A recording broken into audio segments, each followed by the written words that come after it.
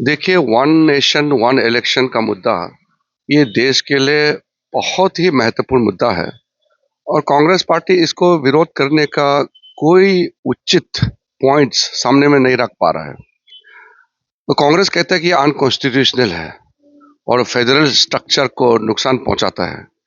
तो कांग्रेस ये बताना चाहिए कि जब देश को आज़ादी मिला और 1947 के बाद 2 दशक तक पूरे देश में एक साथ ही चुनाव होते थे। वन नेशन वन इलेक्शन से ही देश 2 दशक तक शुरू हुआ।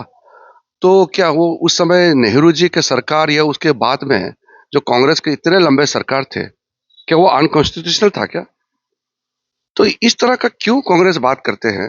डिटेल तो अभी पार्लियामेंट में बात करेंगे, क्योंकि अभी बिल पार्लियामेंट में पेश करेंगे, तो यहाँ मुझे डिटेल में चर्चा करना ठीक नहीं है।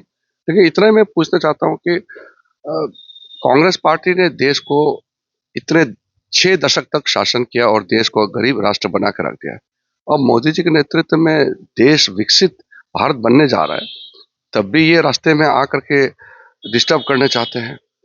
तो मैं मानता हूं कि अब देश का mood one nation one election में है और कांग्रेस पार्टी को विकसित भारत के उस रास्ते पे तंग नहीं अड़ाना चाहिए और समर्थन करके एक साथ मिलकर काम करना चाहिए। बाकी बिल्स का जो डिटेल है वो तो पार्लियामेंट में ही चर्चा होगा। देखिए, ईवीएम का तो मैं सिर्फ इतना ही कहना चाहता हूँ, 2004 में कांग्रेस सरकार ईवीएम के माध्यम से ही सत्ता में आए। 2009 में ईवीएम से चुनाव करके फिर कांग्रेस पार्टी सत्ता में आए। अभी कुछ राज्यों में कांग्रेस का सत्ता है। जितना मेंबर यहाँ चुन के आए कांग्रेस के, वो ईवीएम से ही चुन के आए हैं। तो वो खुद क्या इलीगल चुन के आए क्या? वो 2004 में 2009 में इतने साल तक यूपीए का सरकार जो चली, वो क्या इलीगल सरकार थे क्या?